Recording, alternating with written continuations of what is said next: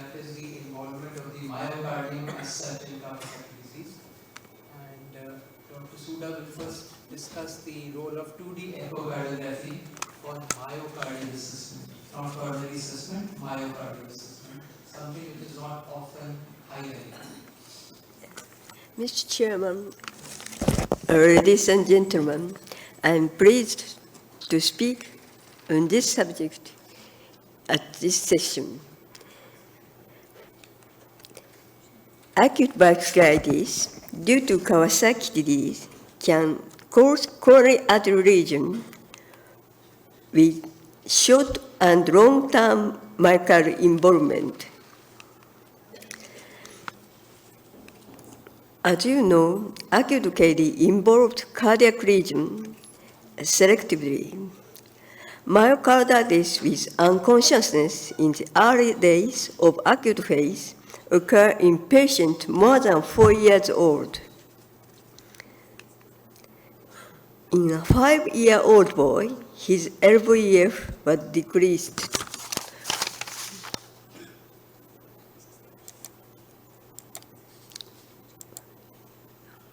Sorry. In a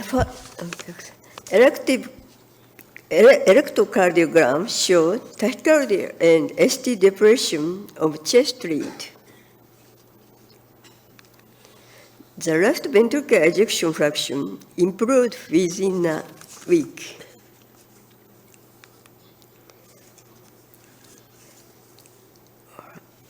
Reference about cardiac valvular lesion caused by Kawasaki disease. TR was reported. At 1 month and 1 year after Kawasaki disease, the age at the onset of Kawasaki disease was significantly older in patients with moderate TR than patients with none or mild TR. TR may be related to ventricular dysfunction due to myocarditis.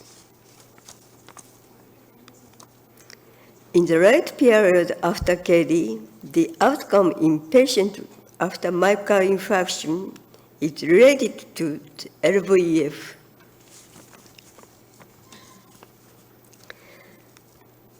This graph showed the survival rate in patients after coronary artery bypass grafting. The 5-year survival rate, depending on the preoperative LVEF, is shown. The 5-year survival rate in the poor group was 72%. It was significantly lower than that in the preserved LVEF group.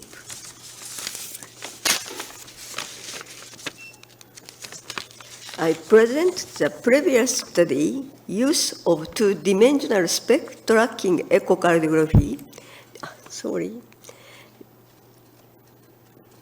Echocardiography to evaluate left ventricular wall motion in patients with coronary artery occlusion due to Kawasaki disease by Tanabe and Hayama.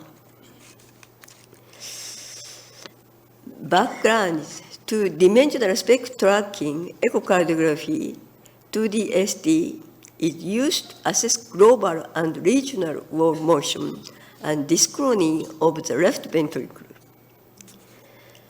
We evaluated the utility 2DST for assessing left ventricular wall motion in patients with coronary artery total occlusion, CAO, or segmental stenosis due to Kawasaki disease.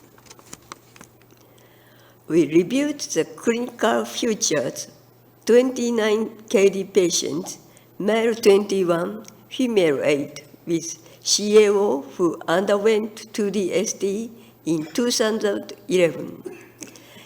Age at the 2DST ranged from 2 to 36 years, with a median of 27 years old. Interval from acute KD, 1 month to 29 years with a median of 22 years. One vessel occlusion, 60 patients, two vessel occlusion disease, 13 patients, control is 12. 10 among the 29 patients had previous myocardial infarction, and 15 had undergone coronary artery bypass grafting. The Philips IE33 scanner was used for evaluation. We recorded the short axis view of LV at the level of papillary muscle and measured circumferential strain CS by using QLab software. To assess dyspnea, we calculate the standard deviation of the time from QRS to peak strain, time to peak in segments. Further, global circumference strain, GCS, is calculated as mean of each segment, and peak strain of GCS indicates the degree of circumferential motion.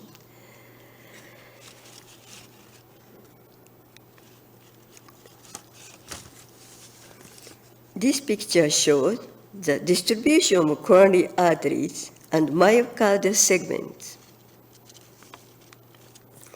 This is the result of normal pattern. Time to peak was almost same. Circumferential strain is shown in a 21-year-old male with localized stenosis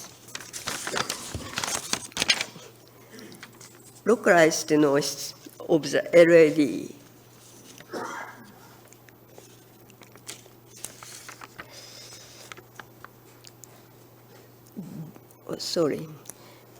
GCS decreased and time to peak of each segment spread. Circumferential strain is shown in a 23-year-old male with occlusion of the RCA and LCX. GCS is decreased and time to peak each segment spread. We see the result of peak strain of GCS. GCS decreased in the occlusion group. The number of occluded coronary artery was related to GCS. We see the result of ST of time to peak. The number of occluded coronary arteries was related to ST of time to peak. Longitudinal strain is shown in a 24-year-old male with localized stenosis of the RCA. GLS is decreased and time to peak of each segment is spread. We see the relation of time to peak and GLS, GCS in the RCA. Time to peak was delayed in the occluded group. We see the relation of time to peak and GLS, GCS in the LAD. Time to peak was delayed in the occluded group. In conclusion, this synchrony of the LV by 2D-ST was detected in patients with CAO due to KD. 2D-ST is useful in the non-invasive and objective assessment of regional wall motion after KD. In the last, I present a case presentation. An 45-year-old male had acute myocardial infarction and cerebral infarction. He was diagnosed as measles at 6 months old. After 2 weeks, acute MI and cellular infarction occurred. Chest X-ray in his electrocardiogram are shown. CTR is 50% and QS pattern in chest lead was found.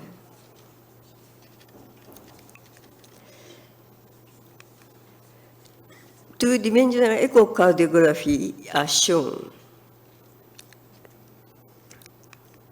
He underwent follow-up MRI. Segmental stenosis was detected.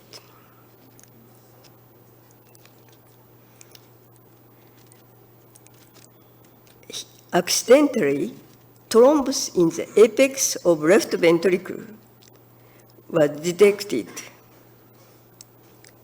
Warfarin was added to aspirin. The size of thrombus was decreased.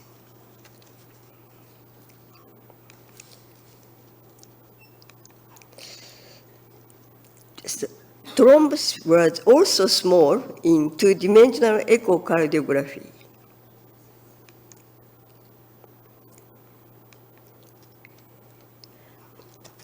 In summary, left ventricular ejection fraction affects the outcome in patient after Kawasaki disease.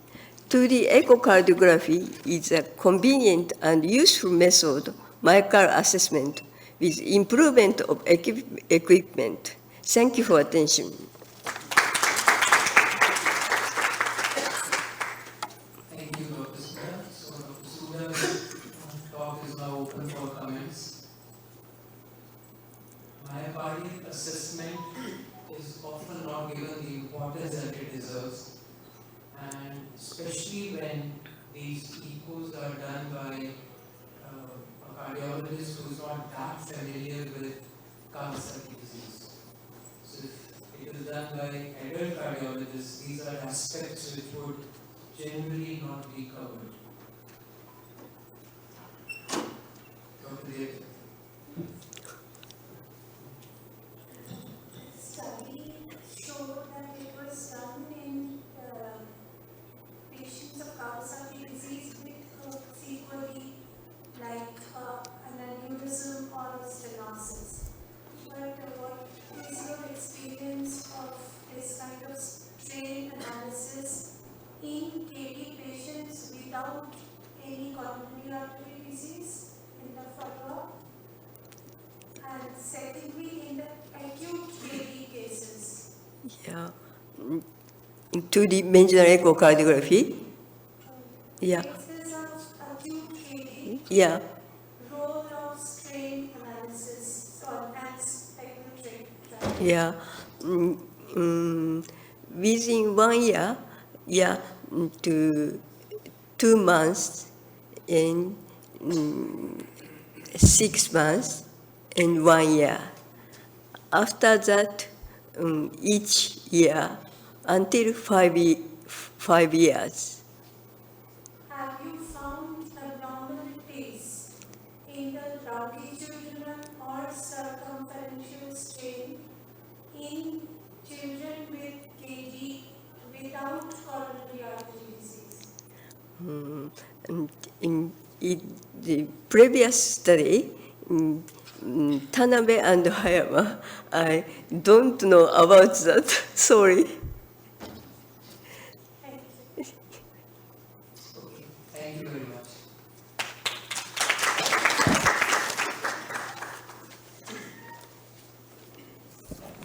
Thank you, ma'am, for your talk. I have a small announcement to make. Before we break for tea, after this discussion, we'll have a small group photograph quickly in 5 minutes, just before we break for tea. So for the next session, to chair the next session, I will invite Dr. Rakesh Pilania sir, who is a consultant in allergy immunology unit, and Professor Amit Rawat sir, who is also a senior consultant in allergy immunology unit at APC.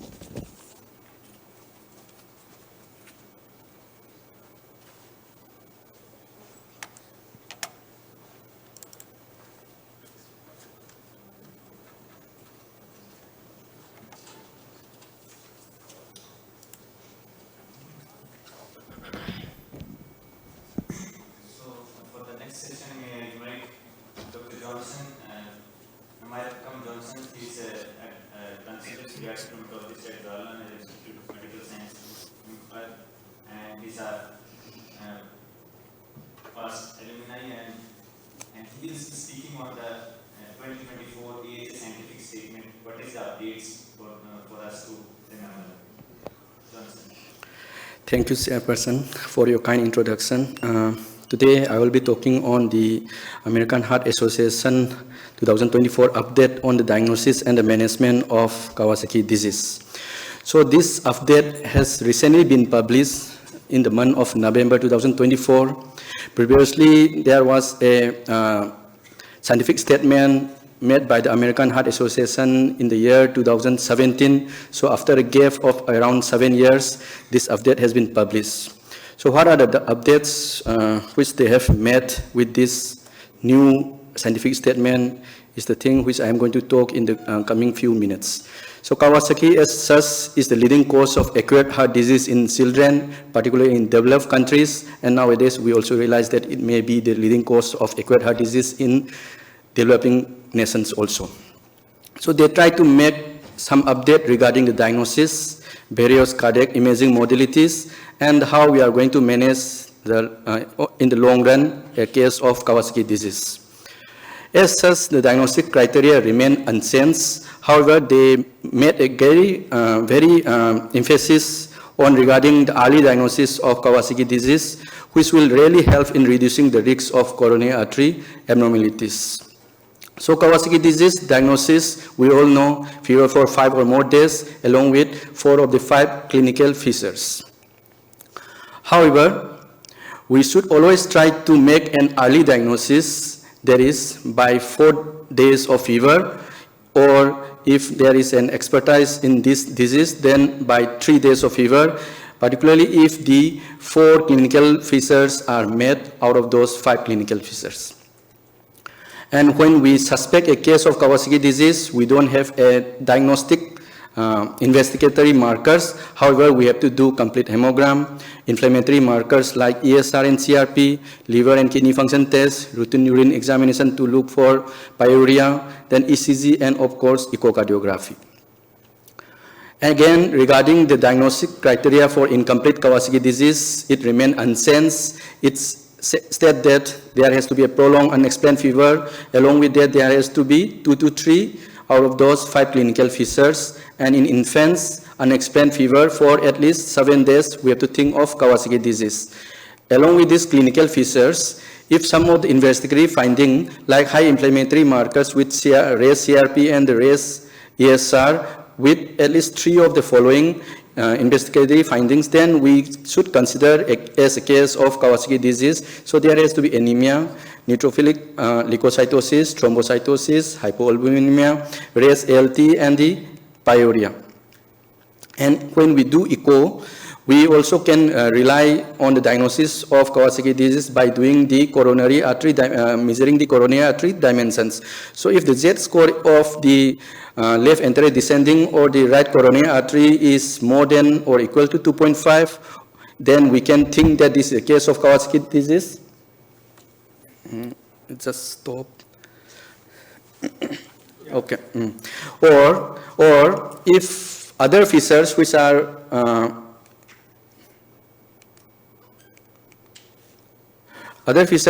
associated with Kawasaki disease, there is decreased ejection fraction, presence of mitral regurgitation, or presence of pericardial effusion, or Z score is at the level of just dilatation, that is 2 to 2.5, then also we have to think that this is a case of incomplete KD.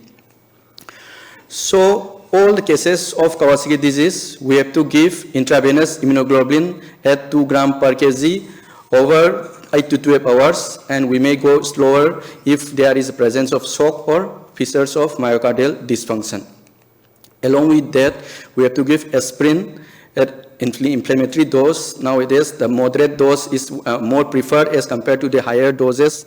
So 30 to 50 milligram per kg per day, and sends to antiplatelet dose of 3 to 5 milligram per kg per day after a febrile period of 2 to 3 days.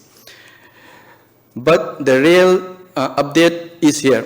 So we can risk classify as a high-risk Kawasaki disease, which are more prone for developing coronary artery abnormalities. So they have put these two conditions as a high-risk KD, who are more prone for developing coronary artery abnormalities. So child of less than 6 months of age, and the coronary artery dimension of Z score more than 2.5 at the baseline echo in the LAD and the right coronary artery. So if these two, out of these two, if any of these two are there, then we should consider as a case of high-risk KD. In such scenario, not only the initial therapy, we have to intensify the initial therapy even before the development of all those aneurysms. So after giving your therapy, we have to keep on repeating echocardiography every alternate day or so.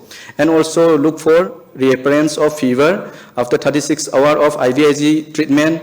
And if there is recurrence of fever or persistence of fever, we call that as a case of IVIG resistance. Now, if such scenario is not there, then we can discharge on antiplatelet therapy and follow up echo after around 1 or 2 weeks. And advise that no live vaccination for at least 18 months, 11 months.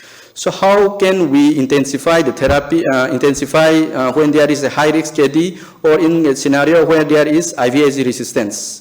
Various anti-inflammatory therapy can be used. We can use prednisolone, initially IV for 5 days, followed by oral prednisolone, slowly taper over next 2 weeks once CRP become normalized.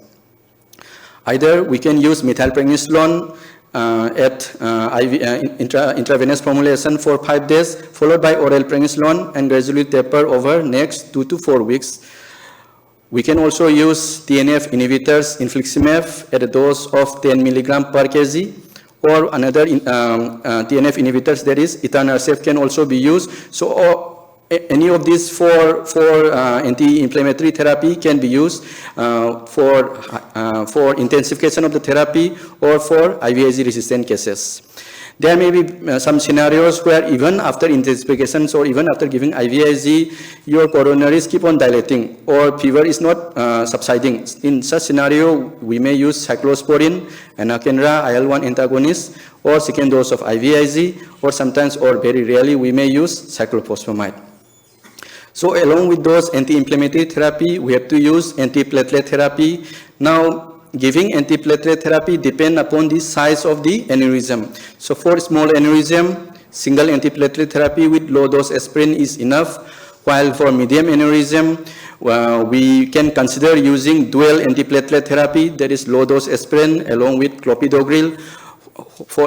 However, for large aneurysm, we have to use dual antiplatelet therapy, and even beta blockers can be considered.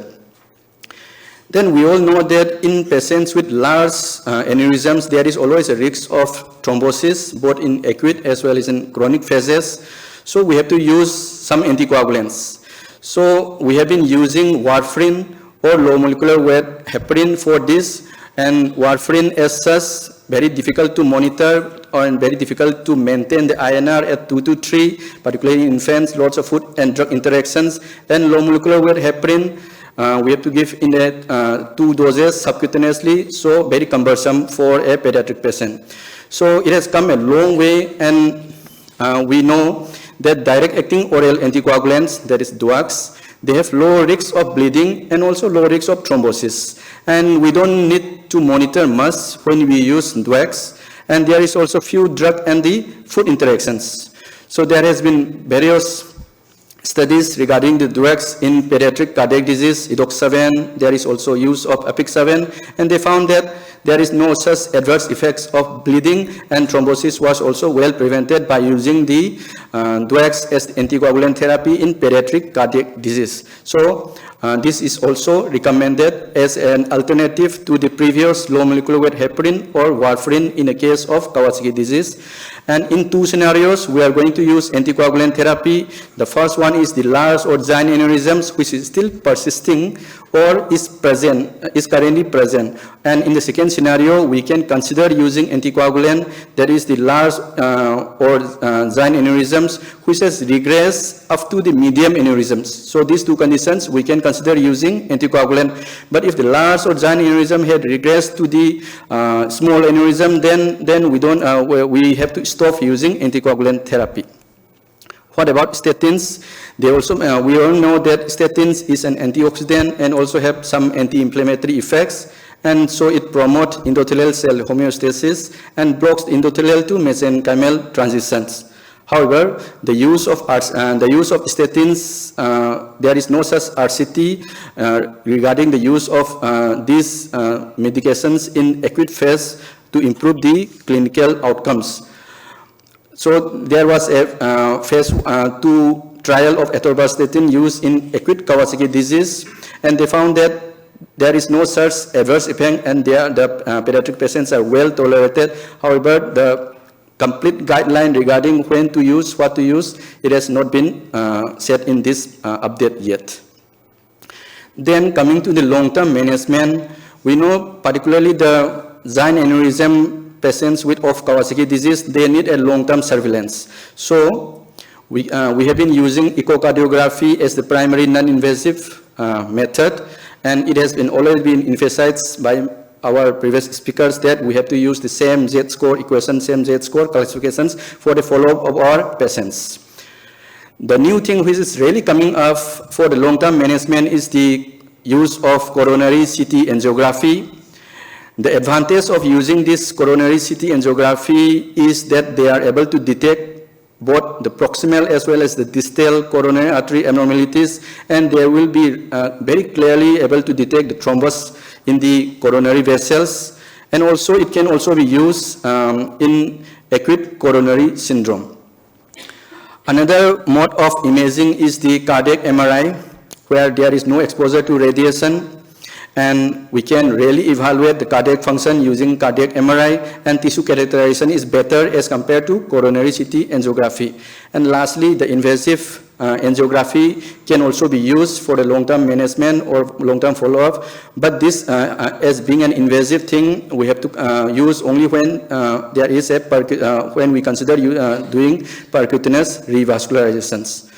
So in the follow-up, when to use CT coronary angiography depend upon the size of the aneurysms. Larger size, we have to take the baseline earlier as compared to the smaller aneurysms. So large aneurysms take a baseline CT coronary angiography at around 2 to 6 months, then we can follow up more frequently. Now, as the size of the aneurysm regress, we have to follow the next suppose large aneurysm regress to medium aneurysm, then you can decrease your frequency of doing CT coronary angiography. Likewise, we have to change our strategy of follow-up. So similarly, how frequently we have to follow them up, how frequently we are going to do CT angiography, or how frequently we are going to do echocardiography depend on the size of the aneurysms. Larger the size, more frequent we have to monitor. So after 1 week, then 6 weeks, then every 3 monthly we have to keep on monitoring, particularly for the large aneurysms. Whereas if there is no aneurysm at baseline, then we can stop monitoring by around 4 to 6 weeks. And patients with coronary artery aneurysms, they are really at a risk of stenosis and obstruction in the long run. Particularly, it holds true for Z-score more than 10. And in the 10-year follow-up, luminal narrowing occurs in more than 50%, whereas thrombosis occur in around 18%, and major cardiac complications occur in around 14%. So we need to assess the inducible ischemia. The most common thing which we can do is by doing stress cardiography. So stress cardiography can be done by doing an exercise-induced stress echocardiography, or if the cell is very small for doing exercise, then we can use dobutamine medications. Another way of assessing inducible ischemia is by cardiac MRI stress imaging, where we don't use any radiation, and it's also helpful, particularly in the child who are too young for doing exercise. So two things can assess inducible ischemia. Similar to the frequency of doing CT angiography, inducible ischemia assessment also depend upon the size of the aneurysm. Larger the size, more frequent assessment is warranted. So to conclude, this 2024 American Heart Association scientific statement really emphasize on the need for the early diagnosis, even though the diagnostic criteria remain unchanged. And they really they really classify that some patients, particularly those less than 6 months and dilated coronaries, which we have to consider as high risk, and we have to give an intensification of therapy. Then direct oral acting anticoagulants, they can be considered if it's having a real problem with using low molecular weight heparin and warfarin in the large coronary artery abnormalities. And at last, long-term surveillance is really necessary, particularly with those patients who have large aneurysms. With this, I would like to conclude my talk. Thank you. Thank you, Dr. Johnson, for this talk. So basically, if I can summarize 2-3 things out of your talk, that we can diagnose a TD on day 4 of fever, and 5-day fever is not 100% nowadays, because as per the guidelines, if there is a complete TD is there, that you can diagnose in a day 4 of. Second thing is that regarding the treatment, so it is in second line what we use, because in second line previously it was that second dose of IVIG, infliximab or cyclosporine or steroids. But in 2024 American Heart Association statement, possibly they have more preferred anti-TNF therapy or steroids than second dose of IVIG, because he has shown that if it is refractory to infliximab or steroids, go to second dose of IVIG. So which we are doing, I think, in India, like from some time, because of the several reasons, and one of the reasons was economic reason, because second dose of IVIG would be more cost effective than using would be less cost effective than using infliximab.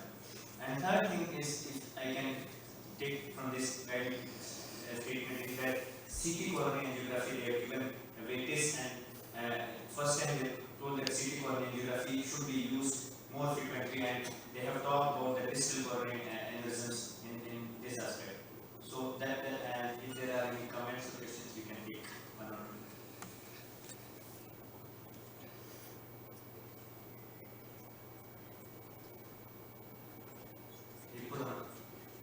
Is there any particular age cut of the Use micro, because we have it's recorded.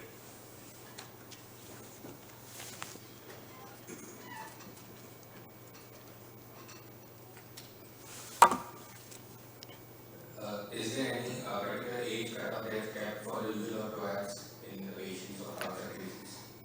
They have not mentioned the age limit. They just now this is also in study in Kawasaki disease. Post-marketing surveillance is still going on. So they don't mention directly that we can directly start using drugs now. Maybe in the next upcoming statement, they will be able to be very bold enough to say that drugs can be used instead of warfarin and the low molecular heparin. No such age cutoff has been mentioned for time being.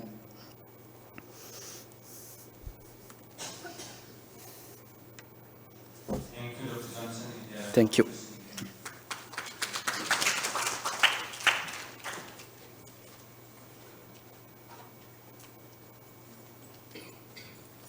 Can I request everyone to come near the stage so we can take a group photograph?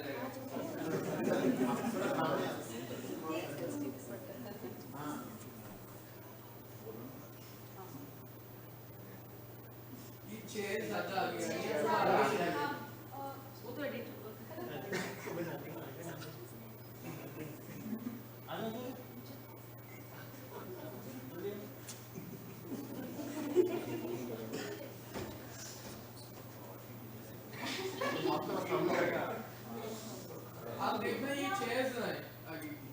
अरे chairs cross कर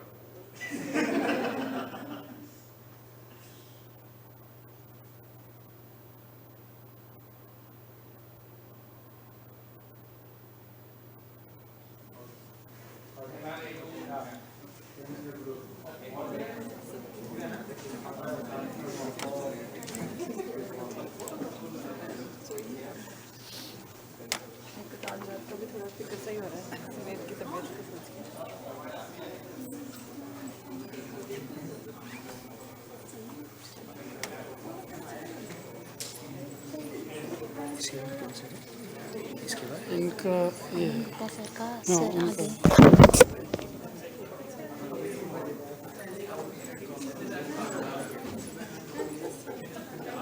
आगे change कर एक minute इसका है, कहाँ गया? ज़्यादा पीछे चला गया।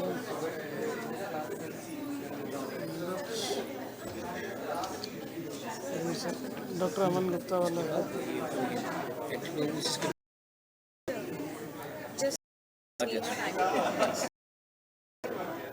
किसका जो पहले